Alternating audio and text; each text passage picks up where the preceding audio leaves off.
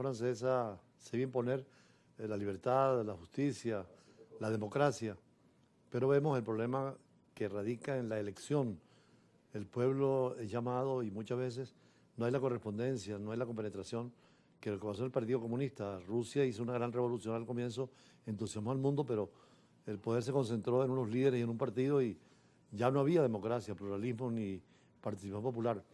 Esos peligros no están hoy en día con la derecha y con la izquierda. Bueno, el problema está en que yo sigo estando un poco a lo que dice Tocqueville, que decía a propósito de la Revolución Francesa, que no fue ni revolución ni fue francesa. No fue revolución porque se supone que la revolución es un proceso de cambio de mentalidades, ¿no? Que las revoluciones son producto de cambios pequeños y paulatinos y graduales que se están produciendo en una sociedad. Y ya esa revolución, esa revolución acerca de la igualdad ya estaba planteada, ¿no?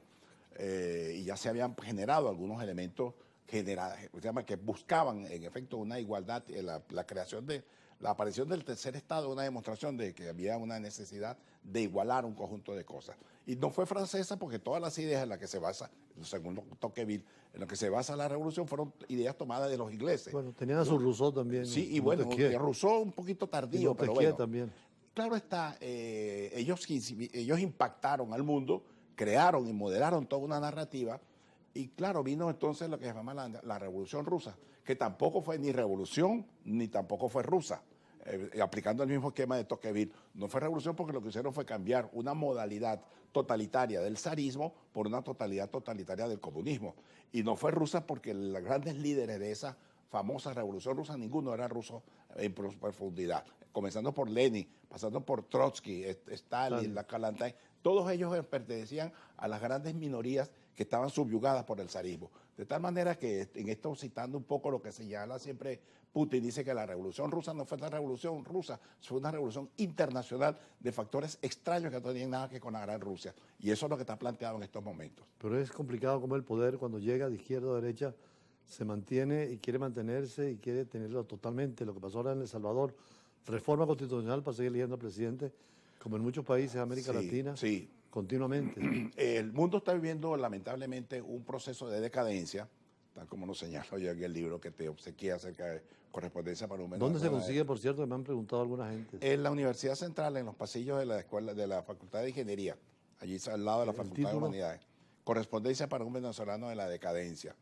Quiero decir con esto pues, que el mundo está atravesando un proceso de decadencia, la muerte, vamos a decir, de las ideologías, de la falta de ideas que sustenten un liderazgo político, ha hecho que el mundo evolucione hacia formas estúpidas y banales, para decirlo de alguna manera, un tanto frágil, pues, ¿no? Puesto que ahí nos encontramos en estos momentos ese lenguaje woke, que por ejemplo, hay una cosa muy simpática, hay una cuña, una propaganda, sale una muchacha con unos blue jeans y entonces dice, I have my good jeans. Y jeans, evidentemente, también en inglés, como suena, significa genes. Claro. Entonces, claro está, eso impactó porque dice, claro, ya estamos que solamente las mujeres rubias. La publicidad es horrible, sí. Sí, pero entonces resulta que ahora los chinos hicieron también otra campaña similar con una muchacha vestida, pero en amarillo, comiendo arroz y diciendo, I have good genes. Es decir, también ella tiene buenos genes. Con esto quiero decir que se ha ideologizado hasta el tema genético.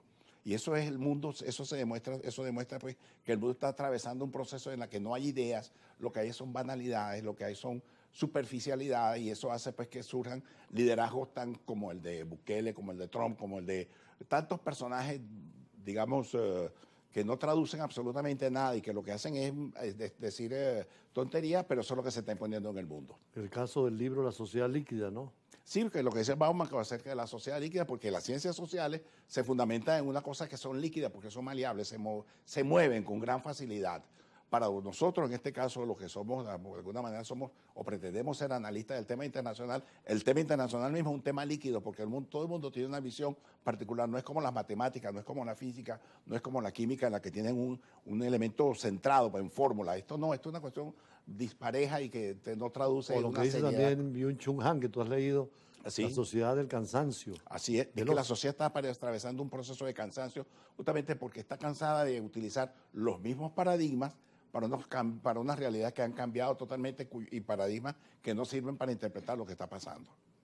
Hariri también está en esa línea, ¿no? Así es. No, ya está de moda ahora el capitalismo verde, buscando explicar cómo Marx decía, un politólogo japonés y un filósofo japonés decía, es que Marx en alguna parte tenía razón al decir que el mundo no puede, este sistema basado en la explotación de la naturaleza, del medio ambiente, genera lamentablemente un caos. Entonces el sistema como tal capitalista va a llegar a un fin, que va a llegar a un... Sí, con ese materialismo dialéctico, histórico, de contradicciones permanentes Sí. y sin síntesis reales o racionales, porque el problema que tenemos es, no hay un modelo realmente puro de sociedad Sí. donde la política sea realmente en función del bien común, de la justicia social.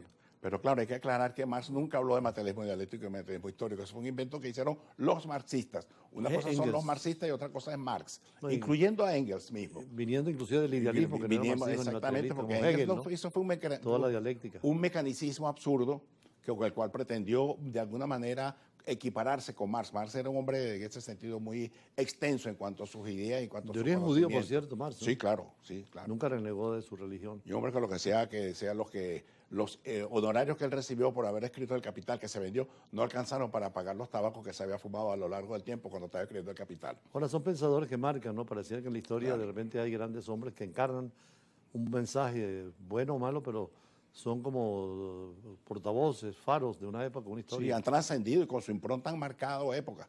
Yo soy muy respetuoso de hombres como Marx, como Kant, como Hegel, como Schopenhauer, como Kierkegaard, como Nietzsche, como Aristóteles, como Platón, porque fueron individuos que marcaron pues, con sus ideas buscando una explicación a los distintos problemas que hay en el mundo, sin caer en ese fatalismo en el que algunas veces la ridiculez de algunos analistas de querer decir que todo está resuelto porque todos lo tenemos explicado, resulta que no está explicado, porque siempre surgen problemas que hay que buscar una adecuación a una nueva explicación. Hoy en la parte final del programa, más adelante, tenemos una nota sobre Brasil y el problema grave que está viviendo con Trump, donde la economía, en el caso de Trump, se aprovecha la política para ingerir o inferir en el caso de Bolsonaro y la situación de las tarifas utilizadas políticamente que distorsiona el mecanismo normal del mercado mundial. Sí, bueno, hay que entender que cada actor internacional juega con sus cartas y cada actor internacional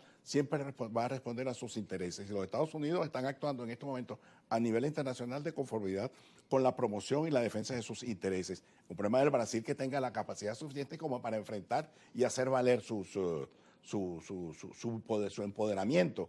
El caso venezolano, el caso de México, el caso de Francia, el caso de España. Cada actor juega con sus cartas y procura promover sus intereses. Ahí está el gran problema. Y Trump está haciendo lo que le corresponde hacer como líder de los Estados Unidos. Si lo logrará, no sabemos. Pero es una realidad que el mundo está viviendo un proceso de decadencia justamente por la ausencia de ideas, por la ausencia de proyectos viables para la sociedad. La crisis global en todas partes. Sí, claro. Siempre es importante por eso los análisis, para tratar de comprender lo problemático, lo dinámico y lo complejo de la información internacional. Así que muchas gracias, profesor Eloy Torres, analista internacional, y seguimos hablando con recién graduadas en la profesión del análisis internacional, porque son periodistas que